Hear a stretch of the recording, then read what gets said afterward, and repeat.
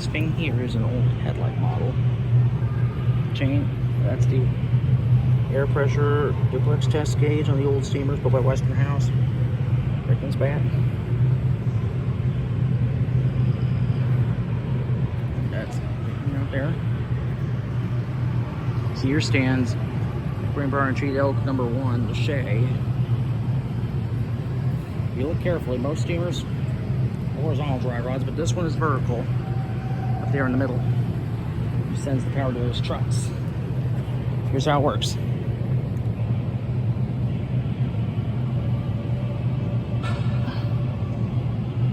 That's how the Shay would run. Those rods just run to the free trucks. And it shows one in the front, one in the middle, and one in the rear.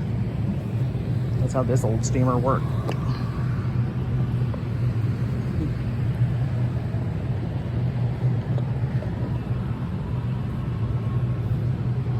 Up next is 592, another Camelback. A little bigger this time. 442. Yeah, it's now in the center of the frame. These steamers are a little more difficult than others. Siphon on the side of the Shay, by the way. We can do that on the levers. Very tricky. Should stand on old. More strong. Okay. That they used to use many years ago.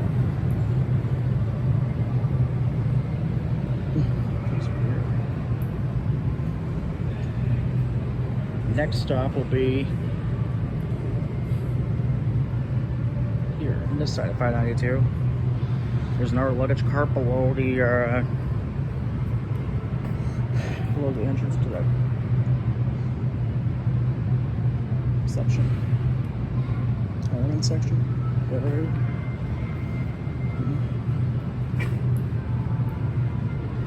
Next comes the Royal Blue coach.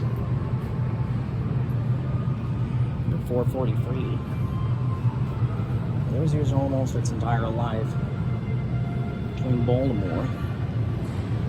Do you see? That's the turntable there in the middle, by the way. And if you look around this coach, here's how a turntable would work.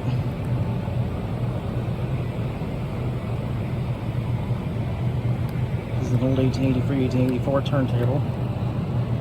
There's a mechanism in there that turns it.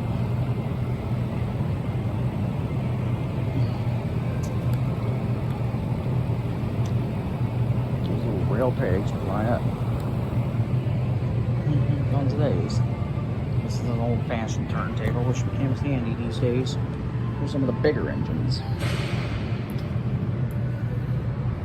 You've seen those in Cumberland. That's how they get turned. From here, on this end of the Royal Blue coach number 445.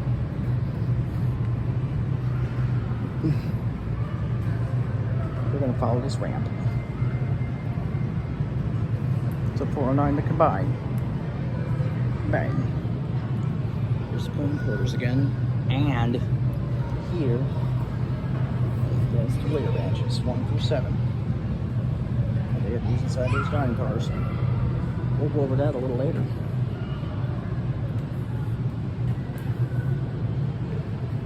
Now our next stop is the Royal Blue, which is between NYC, between DC Union Station and NYC Pattern, which is CSX's Philly sub now. You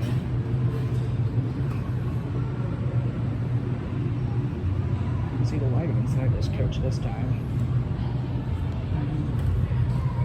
And each one was a little different.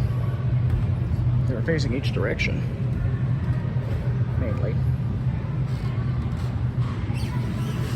As we approach the combine, this one was usually the second coach behind the locomotives.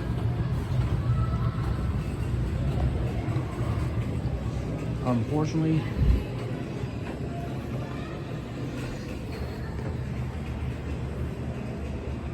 this is where they've stored some of the baggage. This end, that's one of the baggage doors. There's another one here at this end of the combine. They're in coaches only. Family here, separate and everything. separate, not equal. What? Here, commonly known as black people could travel by rail. But that wasn't very fair. Sorry. There's an old stove here inside this combine. You are standing in a Pullman combine car that was built in the year 1900 for the Hocking Valley Railroad in Ohio and later transferred to the Chesapeake and Ohio Railroad.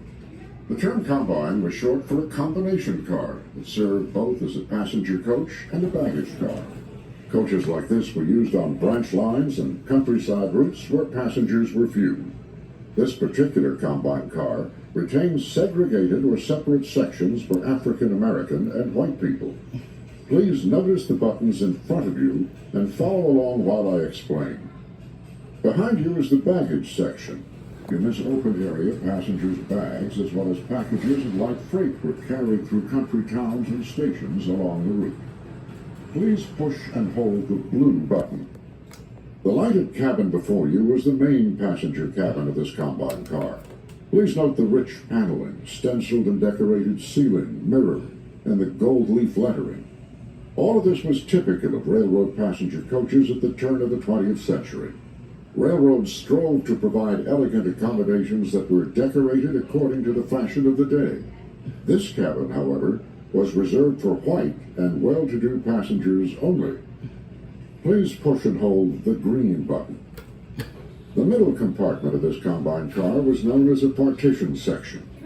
Throughout the last decades of the 19th century and well into the 20th century, many railroads strictly enforced racial segregation laws, forcing African American travelers to sit in separate but not equal sections. Please note that while the seats are the same in both sections, this compartment lacks much of the rich detail and decoration found in the white compartment. Smoking was also permitted in this section for both white and African American passengers, thus contributing to an uncomfortable atmosphere. Racial segregation laws enacted in the late 19th century were known as Jim Crow laws, believed to be named after a song and dance parody of African Americans called Jump Jim Crow that surfaced in the 1830s. Over the years, railroad coaches like this were known as Jim Crow coaches. The first instance that challenged Jim Crow travel accommodations was not Rosa Parks on a Montgomery bus in the 1950s, but rather a shoemaker by the name of Homer Plessy, who took his case to court after being forced to ride in a black compartment on a Louisiana railroad coach in the 1890s. Plessy lost his case. However, the stage was set for decades of social and political argument over racial segregation in America. The official end to racial segregation and Jim Crow practices of the United States came with the Congress's passage of the Civil Rights Act of 1964.